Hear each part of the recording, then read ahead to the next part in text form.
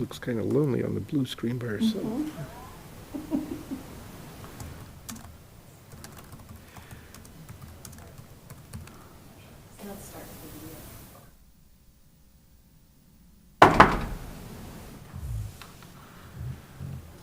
Good afternoon. It is December 14th, 2020, and we're here for the Administrative Committee meeting at 4 p.m. Moscow time. And there are two members of the committee who are going to be sitting in the chambers. Sandra is standing in for Ann Zabala, and Art is there as well. And I am on Zoom. The first item on our agenda is the approval of the November 9th, 2020 Administrative Committee minutes. Good to me. Any changes? Nope. Approved? Just what was included already. Okay. Their approved minutes as presented. Okay, the second issue is a request from Palouse Ice Rink for Hamilton funds, and Gary Reedner is going to talk about that. Thank you very much. What you have before you today is a revised request from the Palouse Ice Rink regarding council's previous commitment of $1 million of Hamilton funds for capstone funding for a full ice rink facility that was proposed to be constructed on the current ice rink's site at the Latah County Fairgrounds. That information can be referenced by reviewing the previous 2016 business plan submitted by PIR at the time, and Resolution 2019-16, wherein after some revised cost estimates of construction of that planned facility, that PIR came back to the council and said, hey, we aren't going to be able to construct it for the amount of money we originally thought we would. It's going to be slightly over $5 million. Could we get an extension? If you'll recall, that resolution and the commitment was during the same time period as a conditional use permit that had been issued by the Zoning Board of Adjustment on the location of the ice rink at the Latah County Fairgrounds. So it extended through 2022, at which time either the facility would be constructed and council would then be asked for the delivery of their commitment, which again was intended to be capstone funding after all of the other funding had been obtained by PIR or committed for construction of the facility. And they've been working on that ever since. If you go back and review those resolutions, 2017 and 13 and 2019-16, you'll see that there are various conditions council played on that, or council made on that $1 million commitment. These are Hamilton funds, so they were subject to the will of Bob Hamilton. The funds that he gave to the city, to the Parks and Rec Department for the benefit of young children within the city of Moscow. So one of the seminal issues both in 2016 and in 2017, or excuse me, 2019, was that Palouse Ice Rink would essentially provide ice time, recreational time, free of charge to the children of the city. So that was the idea at the time. Since that time, a couple of months ago, we were approached by PIR, Tony Mangini, Vice President specifically, indicating that they had some new plans and some new ideas and wanted to talk to us about that. Gave me a tour of a facility, the old NRS facility located on South Main. As you know, NRS has since moved to the former Tiedemanns building on Blaine Street, and that facility has been up for sale. At that time, and I won't steal Tony's thunder, he's got a presentation planned out, that's great. It is a different request than it was last time. All of the conditions, and if you read the memo dated December 11th, which I apologize, there are some typos and things in there that I will fix prior to the presentation on the 21st. However, providing capstone funding to a facility that's going to be located on public property subject to a 50-year lease is a little bit different proposal than providing construction funding for a private facility held privately on private property. Doesn't mean it can't be overcome, it just means there are issues that need to be addressed. As I noted in the memo, some of those issues are what happens to that $1 million should PIR run into issues, so on and so forth. If they cease to exist, how will the city make sure that it has obtained value for the $1 million that it has put into the project? Overall, it depends how the council wishes to approach it. We don't believe that any of these can't be overcome, but we've requested PIR for information in order to review that so we can make a recommendation to city council. Those are particularly the purchase and sale agreements and some of the business documents, or at least transactions that are being contemplated here. Just to put the council, let the council know how we're looking at proceeding with council's approval, and that is today that PIR will give their initial presentation. Any issues that council sees, please let us know about that, let us know about that. Then the PIR will make a full presentation on the 21st. Staff will also at that time expound on some of the issues that we've laid out in the memo. My anticipation would be that at that time, council will say, yes, we like this new proposal. Staff, make sure that you cover these bases, develop a document just as we did with the two previous resolutions, or the council will make some other decision. So we aren't anticipating that on the 21st that the council will make the decision thumbs up or thumbs down, more of a conditional situation where we like it, we believe we want to fund it if we can answer these questions. So with that, I would turn it over to Tony Mangini, Vice President of the Palouse Ice Rink. Tony?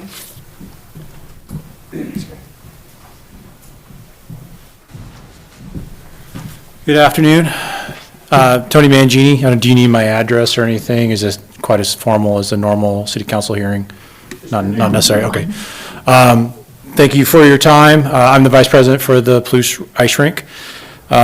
This is not the first time I've stood here to talk about this project, and I'm excited because this is the first time I could really talk about it in the sense of it's going to happen. Really, the kind of the crux of this thing has always been coming up with enough financing to make it work. I think we've proven over 20 years that there's an interest, there's a demand, certainly a benefit to the community. We've done all those things, and in 2016 we had an amazing night, and Art, I assume you remember it. We had this place packed with kids and adults and just a lot of energy, excited about the prospect of having a new ice rink. And when we got the $1 million commitment, I thought, okay, this thing's going to happen. And it's not from a lack of trying, it's just trying to when a project, it seemed like the end zone kept getting pushed out further and further the longer we've worked on this. Initially, it was a $3 million project, then it was a $5 million project after construction costs went up. And so we've been battling this ongoing thing of how do we shorten that gap for funding. And what happened was in November last year, I was in the old NRS building, we were just clearing it out. I hadn't seen it empty in 20 years. And it struck me that the section of the building, the very western half of the building, might be big enough for an ice rink. And so I talked to an architect who'd been working on the NRS the Blaine Street project, and just said, is it feasible to turn this into an open span space? And he said, well, most things is just a matter of money, but sure. So, once we started down this path of asking questions, I kept waiting for that one question, or the one question I'm going to ask that's going to result in a no. Like, it just can't be done. And we never got there. And a really big one was approaching Bill and Donna Parks and saying, what could we do about a price? And what could you do to help facilitate the transaction? And one of the things they did that was really important is they agreed to carrying a pretty significant portion of the debt as an unsecured creditor. So, when we talk about risk, and I know that's one of the concerns that Gary mentioned earlier, the party bearing the most risk in this transaction is Bill and Donna Parks, by far. And without their generosity, I wouldn't be standing here right now. So I'm really excited that we've gotten to this point. We've got a video we were hoping to show. Is it possible, can we run it at this point? I never got it. I have it. me see if I can get it to. Okay. show it. If you could excuse me, I need to get back in. Oh, okay, sure. Do you want me to leave here? Yeah, if you could, I need to see the screen. Oh, sorry. No, no problem. Thank you. Are you forwarding it to me, Gary? I'm going to try here in a moment. Christina, what I got was your invoice. The city won't be paying that, but I didn't get a copy of the,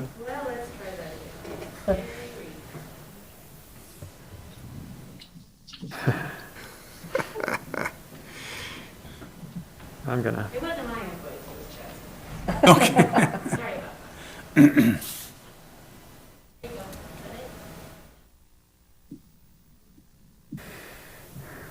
Should just be a link, it's not an actual attachment. Oh, really? Yeah, it's just in the body of the email.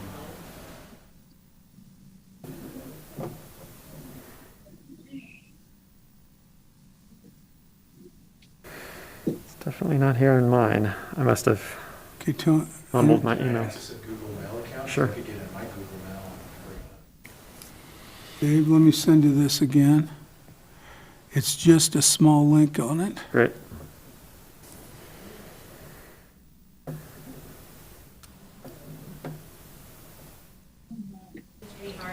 There you go, right there. Isn't that the link? That's a Vimeo link. Yeah.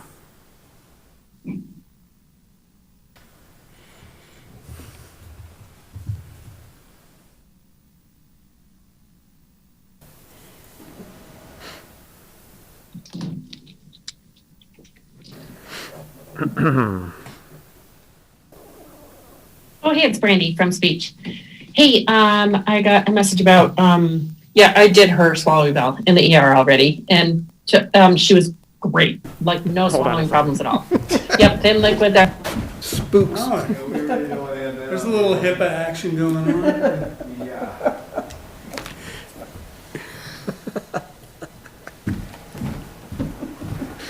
I'm really enjoying this. This is the most entertaining committee meeting we've had in ages. Well, if this link will Looks like launch. something's happening.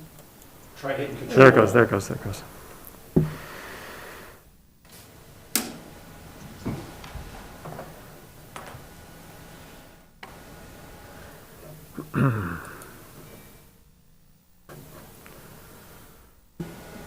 I can't think of a community hub that attracts such a diversity of kinds of people and different ages. I just realized I never shared that on. Know somebody that's playing hockey, and it could be a big. Oops. Sorry, folks.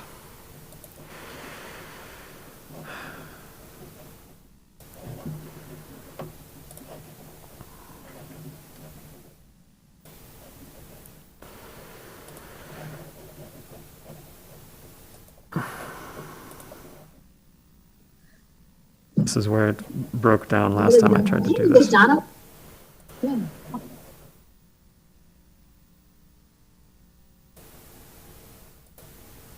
Yep. Community hub that attracts such a diversity of kinds of people and different ages. So all of us in town know somebody that's playing hockey, and it could be a baker, a policeman, a handyman, a teacher, and a woman that works at NRS. So initially, the rink that was built was proof of concept, trying to show that there is a viable community of users in the area. It was built in the early 2000s. Never intended to be a permanent site.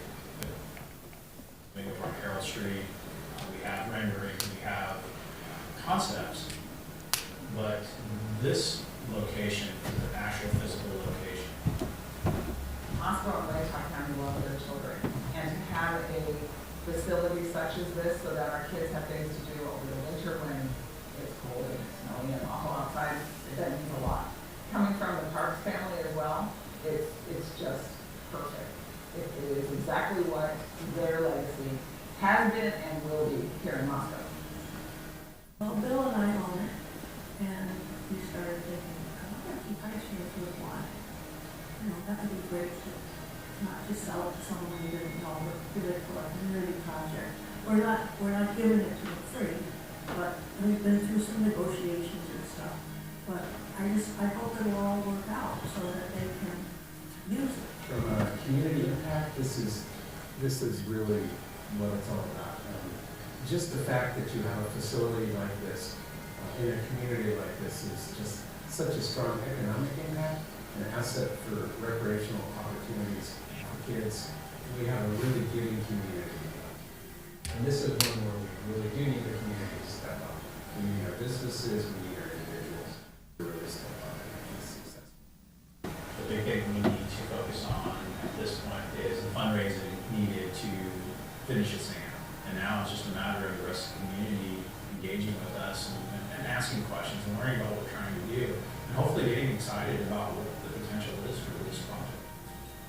You know, everything has converged to this moment right now. The city support, the county support, and the community support is just it's a great one.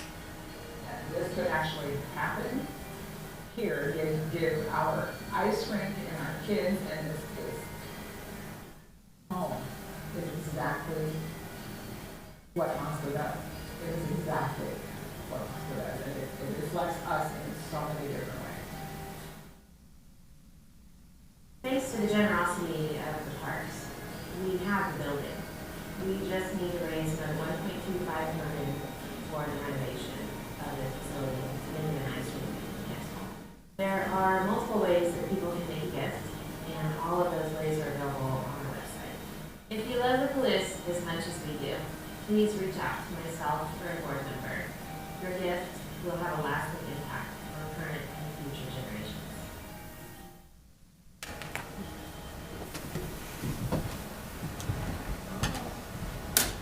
Our whole family played at that ice rink. And I heard we had this meal and I was really happy.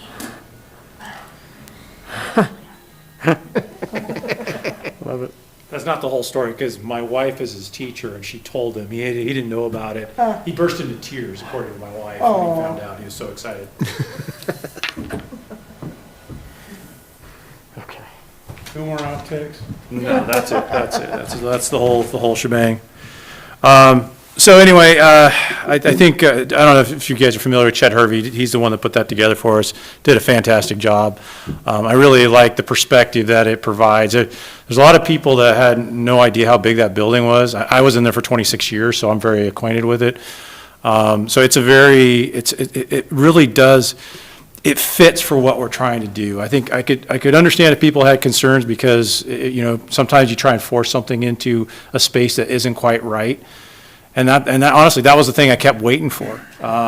The only thing that we've ran into at all is most ice rinks tend to be 200 feet in length, at least most today. We can't build to 200 feet, but we can build to 185 and still have a 7.5-foot buffer. So our goal is to build an 85 by 185 in this facility. We found other rinks that are currently operational that are 185, particularly up in Canada. For what we're trying to do, we feel totally comfortable with what we're proposing. It satisfies everything that we said we were our objectives, and we avoid the really exceptionally high amount of cost we'd be adding to the project just to get that additional 15 feet. It just doesn't make sense financially. So yeah, I feel really good about what it is we have. And really my goal today was to engage in a conversation and see what kind of questions you had. So when we do our presentation next Monday, we hit on all the points that are of concerns for the committee and for the rest of council. So I'm just kind of curious, is there any questions right off the bat that we can tackle for you? Well, mine is not for lack of enthusiasm for the project, which I love, and that space is absolutely cavernous with all of the rafting equipment out of it. Holy cow, it's big. But mostly my one question deals with what happens to essentially money from Moscow, which is not exactly taxpayer money, but close to it. What happens if something awful happens and the PIR has to dissolve or something? If it continued in another incarnation as an ice rink, fantastic. But what happens if it's been invested in the building, there's an ice rink, PIR goes away, people decide, we don't need an ice rink. What happens to money? And that's probably what is my big issue that can be worked out with staff and the legal guys. But that's the extent of my concern. Otherwise, I'm all thumbs up and Right. do it to it. And congratulations for getting a great start on an excellent project. Oh, thanks, Art. You and I have talked about this project more than once, so I think you know how I feel about it personally. And Gary and I have engaged in that conversation, and I would say, look at our track record. We've been in this community for almost 20 years. If ever we were going to walk away, we would have done it several years ago. I think what we have seen in this community is a very grassroots, very organic growth of a kind of an institution in this community, and I don't see it going anywhere anytime soon. Of the stockholders in this whole process, I mean, the major players are going to be Bill and Donna Parks, Zion Bank is providing a loan, the contribution from the city, and then it's going to be a lot of donors filling in the rest of it. The project looks like it's going to be close to a $6 million project by the time it's all said and done. So what Gary and I talked about was basically structuring the agreement with the bank so that the city could assume control of the property in the scenario you're describing. So I think that's certainly something that could be done. The other concern that came up when I brought that up is, well, what about if there was outstanding debt? What would happen with that? Presumably whoever's running the rink would have to be responsible for it, but I would argue whoever that person may be or entity or whatever, again, it's a $6 million project. That's, the percentage of equity put into it and the relative outcome, for me as a CFO in the business world, I'd say you're making out pretty well. I mean, it's better, you're paying less than 50 cents on the dollar on this thing, if it came to that. I don't know that it would be very feasible once that building is renovated into an ice rink to do much else with it, particularly the section where the rink itself would be. The plan is the floor is going to stay intact in that western section. So if you look at the diagram, and I believe you should have a copy of it in your packet, the section that we're proposing for the ice rink will be modified. And not only will they modify the roof to take care of the open span issue, to take the interior columns out, we're basically going to build up from the grade that currently is the floor, and it'll raise about 12 inches. And in that 12 inches, you're going to have a layer of insulation. You're going to have the coils, the cooling coils, and then they're going to be kind of in place with rebar to keep it set, and then concrete will be put in over the top.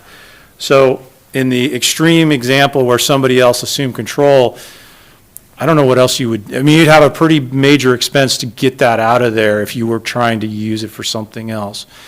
The current ice rink in its very primitive form has been able to generate positive cash flow for the last few years.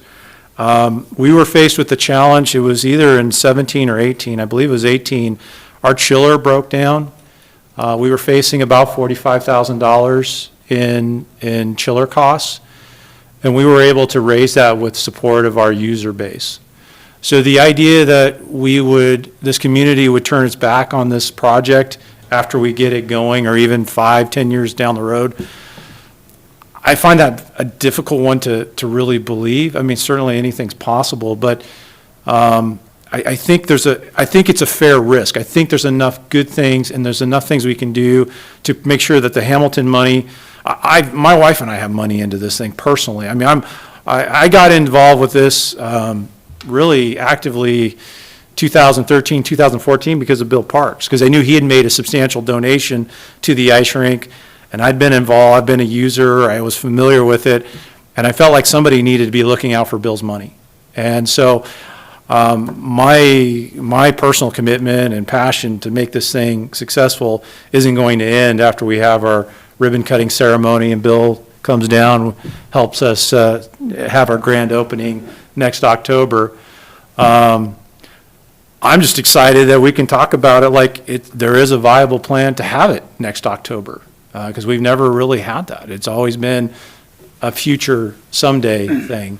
And so fortunately, we're in a position where we can make those things happen. So I think we can address those, Art. I think as long as everybody can see what the big picture is and work together, I think we can hopefully find a level that everybody's comfortable with the risks and definitely recognizing the rewards more than offset those risks. Sounds good to me. I'm enthusiastic about it, so, dealing with it administratively and then back for the final presentation, I'm all for it. Maureen had a hand up, our chair lady. So I have one question, and that is, one of the difficulties with our current rink is that it's small and that you can't do tournaments because it's not regulation size. Are we going to have a difficulty if it is 185 by 185 and it's not the 200 of getting teams to come in and play on this rink? So the question is about size. We don't foresee that being an issue. It's not so much the length, it's the width of the ice. I was in an experiment the first couple of years the rink was open, trying to play 5-on-5, which is normal, traditional hockey.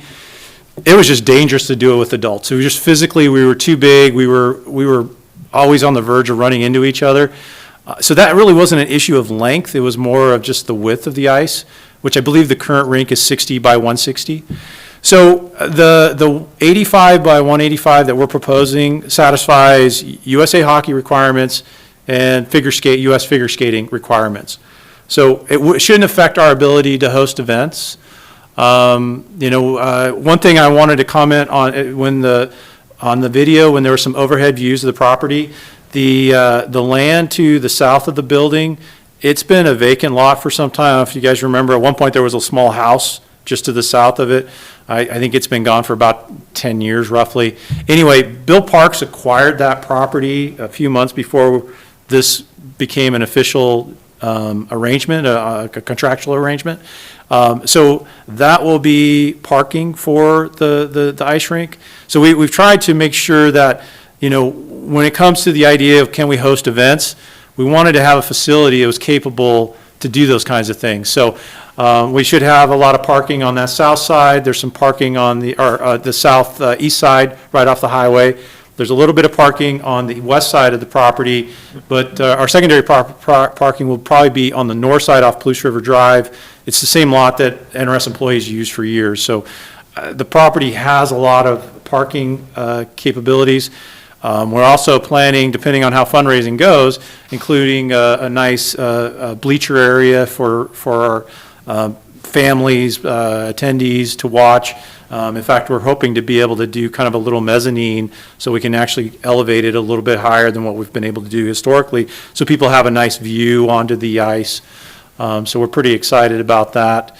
So I think our hope is that we become on the normal schedule for Idaho's high school tournament, as well as being able to do the bantam, which is one of the levels we haven't been able to do. Not to mention kids that have been going up to Coeur d'Alene to do practices and really play their home games, and we get those back here in Moscow. Okay. So it seems like the size is not going to be a problem.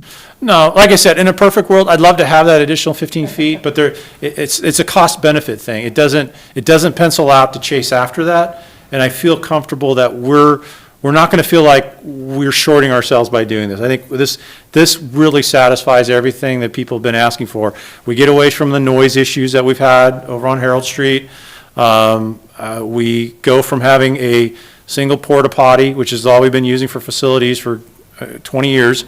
We'll actually have, there's already 2 men's and women's restrooms currently that were for the employees of NRS, and we'll expand it out and make sure that we're in compliance with the code requirements and what we need. So we've already got that planned into our we haven't finalized our architecture plans, but you can kind of see the rough schematics we have. We just signed off with our architects, and I know the architect and our team met with city planners to make sure that we address all the issues that we need to be in compliance with code.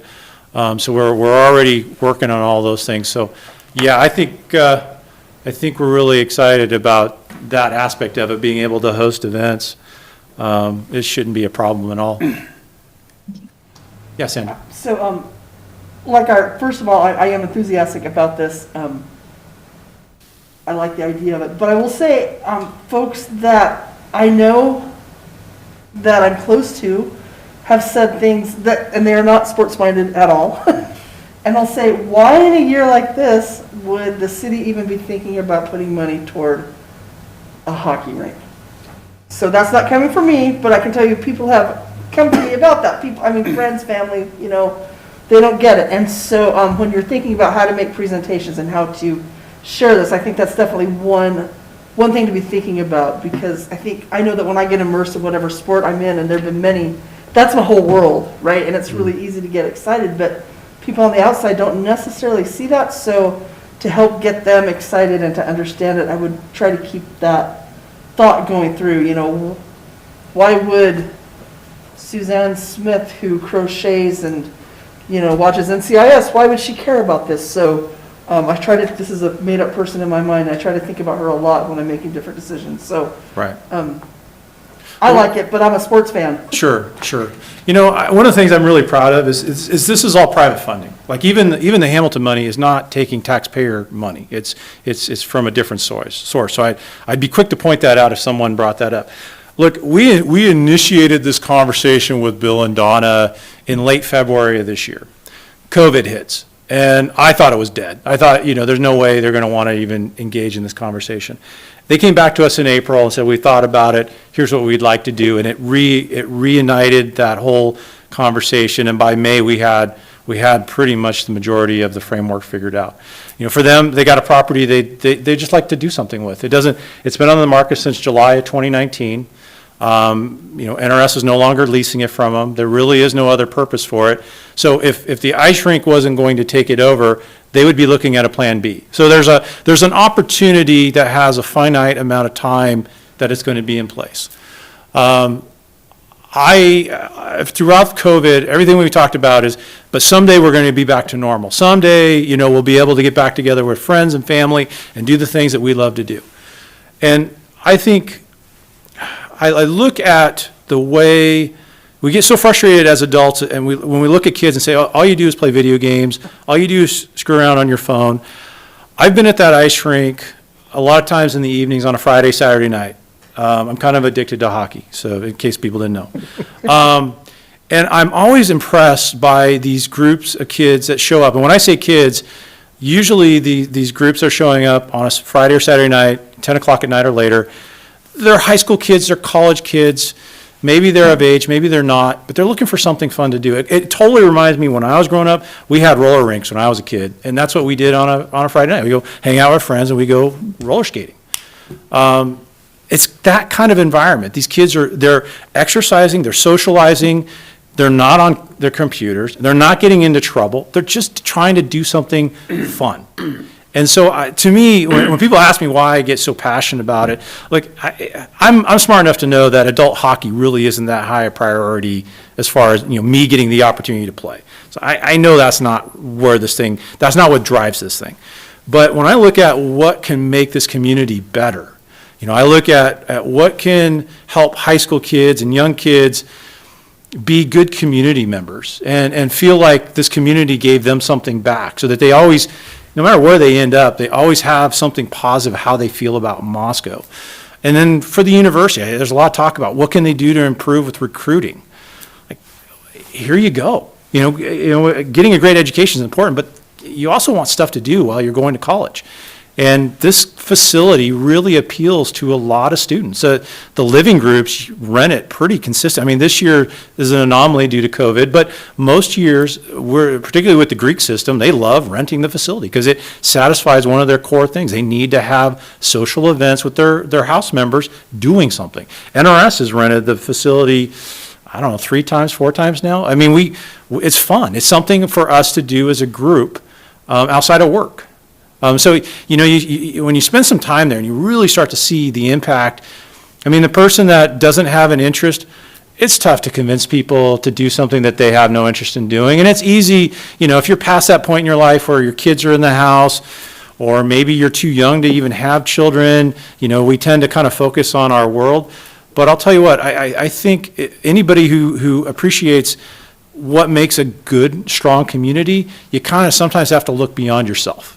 And so to the scenario you described, I would say, why do it now? It's like, why not do it now? We've got this resource that's available, these two people that are incredibly generous, and they want to help. So for the folks that don't want to get involved and donate, I get it. It can be challenging times. But for the people that do want to help, we got Christina Randall here, who's our fundraiser, and we're trying to find things that will engage with people and help us accomplish this goal and have it mean something to the donor too. So I think there's a lot of ways we can get that done and not necessarily feel like we're taking away from anything else. Also, Thank you the so current much. facility is about dead anyway. It's about reached the end of its life out there at the fairgrounds, so it's time to find a home. I think another thing too that I thought about is, to Tony's point, why wouldn't we do this now? Kids, I have a daughter that's about to turn 13, and this year has been so incredibly hard on our children. Kids are struggling with depression, and this is something that we've been able to be open on the days that the kids aren't able to go to school, and they hate that. They hate that. Like, this is good for us, because when we do get back to normal, the kids are going to be like, yay, we're back to school again, especially at that age group where we lose them in junior high and high school.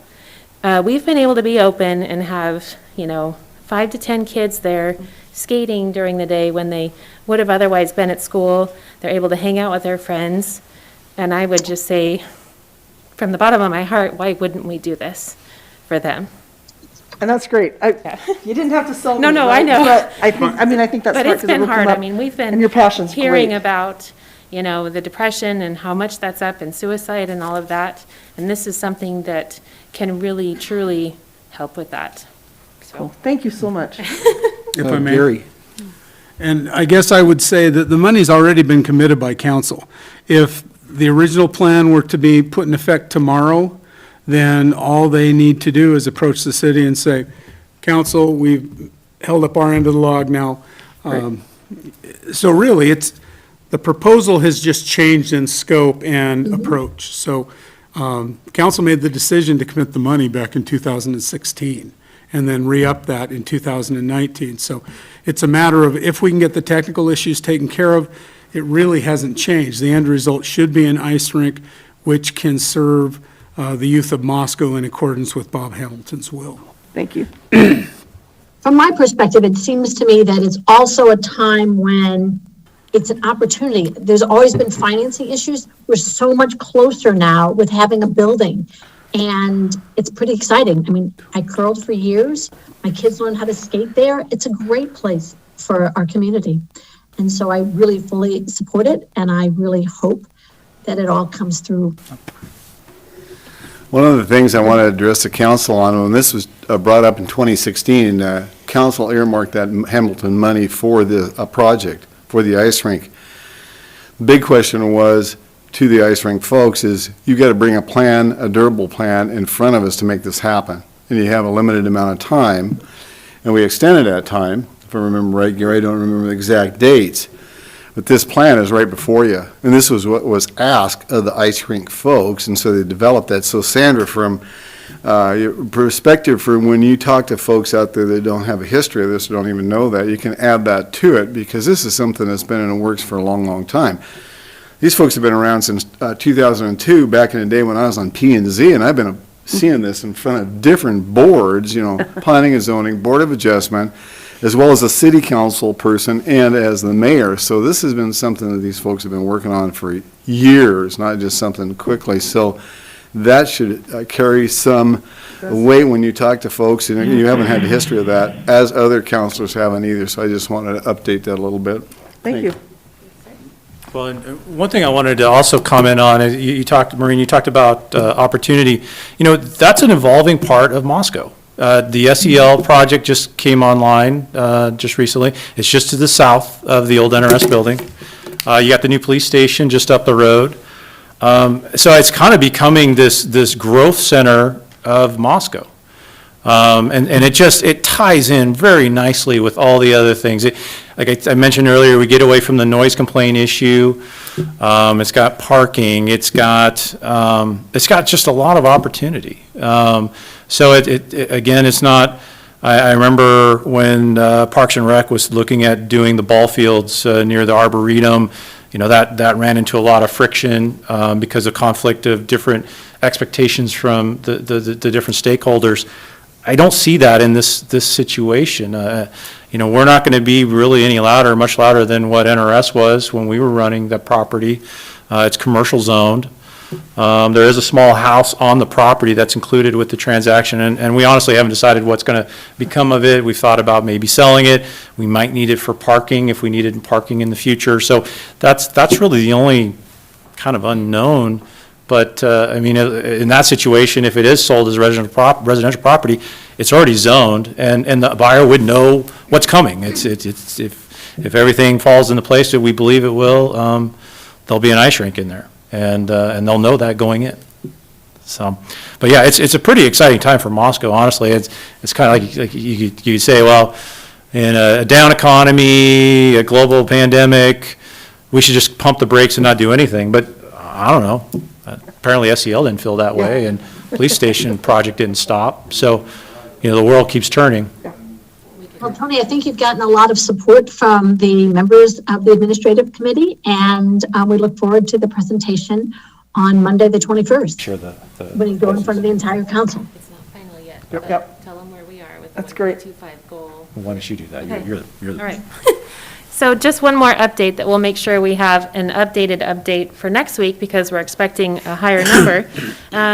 But we set a goal in the first week of November to raise an additional $1.25 million. Our first gift came in November 14th when we had an open house. So we have raised $252,000 toward that goal. Actually, that number went up again today. It's 275. And we're hoping to have another announcement, a big announcement of another six-figure gift in the next week, before next week's committee meeting. So the community is really excited about this and really stepping up. And if we just keep moving along. So more good news for the newspaper above the fold. Thank you. Good. Are there any other questions? That's great. Did you want to talk? Okay. Our president's here, so I just make sure you wanted to chat.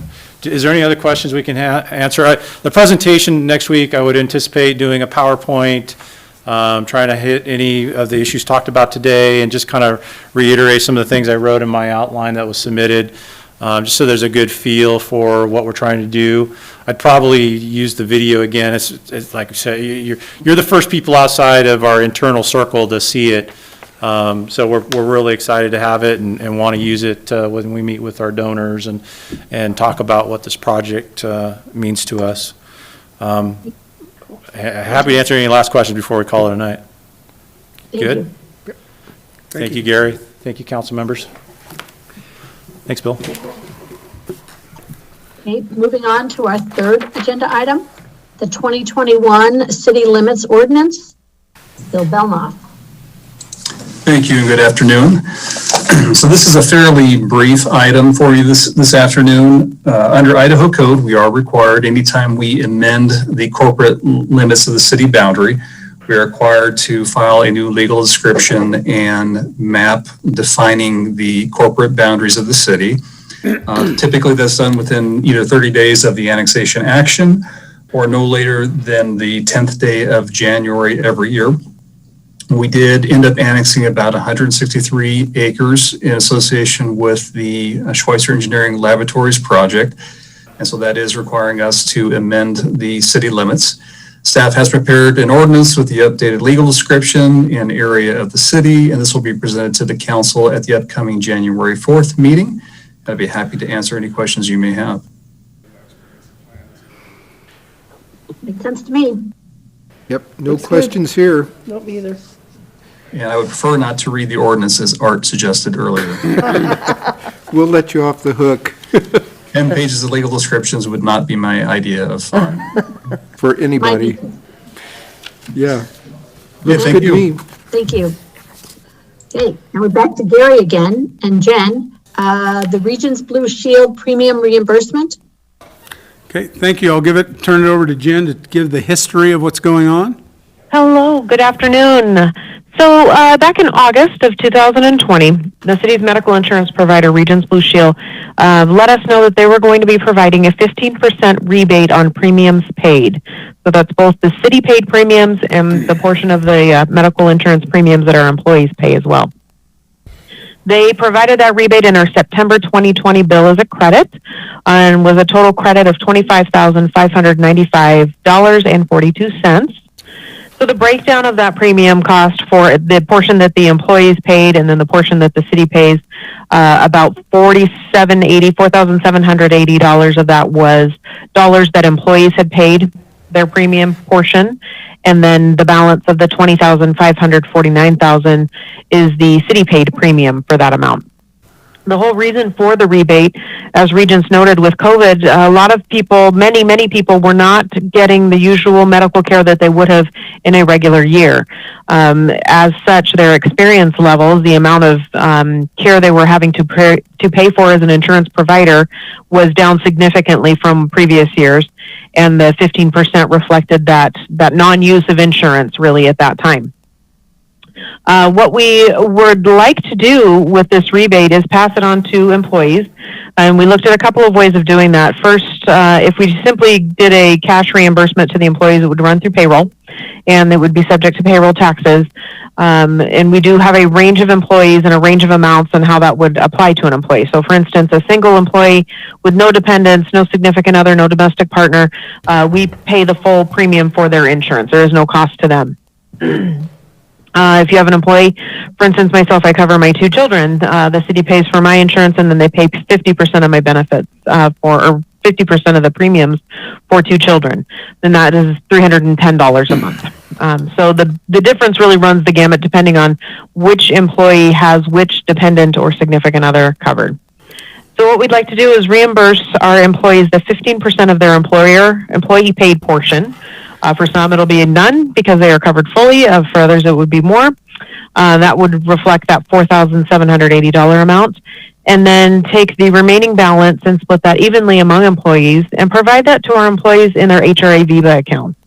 In the spirit that there may be, and Regent has the data to show that people just weren't seeking medical care for certain things during that time.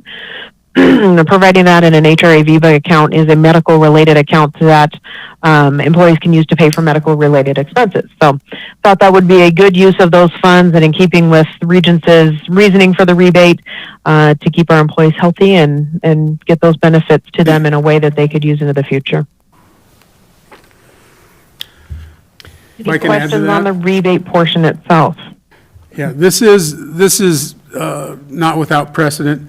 We received city received a fairly large workman's compensation rebate years ago. And at that time, that was when we began the VIVA program for city employees and initially funded that VIVA program with that rebate. Part of it is as a reward to employees for engaging in safe practices. In this case, of course, you couldn't go to the doctor, so premiums or expenses were down for Regents. So it makes sense to do something like that. There is an additional proposal that I'd like the council to consider as well, and it's just a very recent origin. As you know, we usually have several employee recognition activities throughout the year. A annual summertime picnic. We have public employee or public service recognition week. We have an employee potluck at Christmas, those sorts of things, and essentially have some staff giveaways throughout all that, as well as the cost of the activities themselves. We have carried over about $20,000 in employee recognition that we have not expended, and we will not expend from the carryover. So at this point, the mayor had authorized us to give employees a gift card in lieu of employee recognition in the amount of $100 per employee. However, in talking to our auditors, we were told that if you do that, you need to run it through payroll. If you run it through payroll, then it's just included in your paycheck, withholdings and that sort of thing. An option, and so last Friday is when we would have distributed that. However, since we weren't able to do that, another option would be to add that to this rebate and essentially provide a $100 addition to their VIVA program, which would not, it's non-taxable. It goes into the VIVA, of course, as you remember, can be used for health-related expenses. You can use it for deductibles, braces, you name it. Or you can hang on to it and use it to pay premiums or all the way through your retirement. VIVA is a totally separate account. It's in the employee's name, similar to a 401k account. Nice. So that was a proposal I discussed with the mayor, that he wanted to gauge the council's thoughts on that as well. I think I that's a like that great idea a idea. lot It's a way myself. of making sure that there's money that the employees have without it being taxed on it, and also to cover future medical expenses, because people have been off for a year, so they'll probably start using a lot more medical expenses in the future. And I think it's a great idea to add that extra $100 to the rebate program. Yeah, I'm of the same mind that combining the two and putting them into a VIBA account sounds like a really wise investment on the part of the city that benefits the employees directly. And by doing so, we avoid a lot of hassles and staff expense of trying to work the way through the convoluted calculations of who gets what in response, which certainly decreases the value of the rebate. So I'm very much keen on, yes, let's put it into the VIBA account, which benefits the employees, and they're the ones that have been saving the money anyway by not going to the doctor. So yeah, put it back into the health and let them use them in the future, yeah. If that's the committee's direction, then we will amend the action to include that $100 in lieu of employee recognition, as well as the rebate from Regents. Neither of these were budgeted, of course, because the Regents rebate didn't come in until, I believe it was October, Jen, if I recall. And we fully intended that we would have an employee recognition in the fall, but COVID had something to do with that. So those will both be open budget matters, which we'll bring typically in August. So if council says move ahead, we'll move ahead, then we'll bring it with that positive direction in the fall, or in August, excuse me. Yep. So does this have to go in front of the full council, or can we take it as a consent item?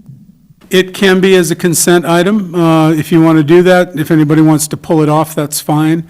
We would expand our memo and expand the council direction, or excuse me, the recommendation, but it can certainly go as a consent item if that's a consensus of this committee. That would be good by me. Me too. It's good by me. I suspect that someone will pull it off and have questions, but we can try it. Sounds good. Thank you very much. Okay. So then the last thing on there is the CARES Act reimbursement update. And Maureen, were you here for the last meeting? I was not. Okay, then I will go through it. Okay, go ahead. Go for it. Okay, what we have, let me pull it up here. As you recall, and Art and Sandra have heard this in the previous meeting, the CARES Act, when we received our allotment of allocation of $887,100, the notice in the late spring, we began to try and figure out how we could access that funding. And so at that time, we had considered, and we advised the council that we were considering utilizing it as an offset or reimbursement for public safety salary and benefit reimbursement. The Treasury regulations or guidance said that there was a presumption that public safety salary and benefits were being utilized in response to the COVID-19 pandemic. So we were steering that way. We were also keeping time for everyone who was non-public safety related as to what exactly they were doing outside, and of course, hard PPE costs and that sort of thing. Then we decided that we would, as we advised council at the time, we're going to wait and see what the Coronavirus Financial Advisory Committee was going to recommend and make the, kind of use what the subcommittee was recommending to make our proposals. At that time, we saw that public safety radios were something that was being looked at favorably by the subcommittee because of individual radio use, portable radio use was related because it reduced the incidence of infection by having shared radios. So we assessed our radio needs and determined that, yes, we could use radios. So we scoped those out. There was a mask fitting machine, you'll recall, and PPE we reported on, as well as computer equipment to aid in working from home or remote working. We made those proposals or had them ready to go. In the meantime, we submitted our radios and the mask fitting machine. The mask fitting machine came back to us because there was warranty expenses included, which are not eligible, so they kicked that back to us to change our plan. And then there was the situation where they denied our request for radios, which was in the amount of about $703,000. Of course, we had impending the deadline for making submissions, which was December 11th, last Friday. So at that time, we went back to the previous presentations we'd made for public safety reimbursement, and the Idaho Treasurer Office gave us guidance that they thought that was the safest harbor to go. So we changed our submission to that, made requests with the remote computer equipment, the PPE and public safety salary and benefit reimbursement, a submission of $1,082,000. Of course, there's only $887,100 that is available, but because we're not sure whether all will be approved, we decided to request more than the allocation. So that is currently what we're awaiting approval for that. In addition, we have the $1.64 million of public safety salary and benefit reimbursement under the governor's public safety initiative. And that was the one you'll recall where there needed to be a reduction in property taxes collected. So council authorized us to reduce the L2, our property tax certification document, by $1.64 million. So essentially that $1.64 million of property tax will be replaced by the $1.64 million in CARES Act GPSI funding.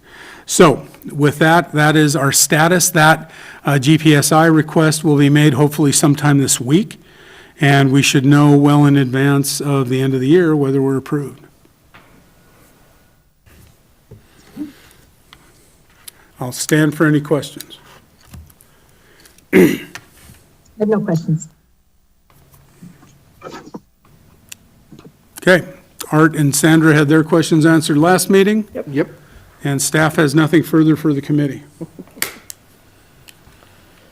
Okay, let me just make sure that, that the only thing that then can go on the consent agenda is in fact the Regions Blue Shield premium reimbursement. Is that correct? Yes. Okay. With that, I would entertain a motion to adjourn. Yes. Bye-bye. Okay, thank you all very much, and see you all on Monday. Thank you. Be safe. Thank you.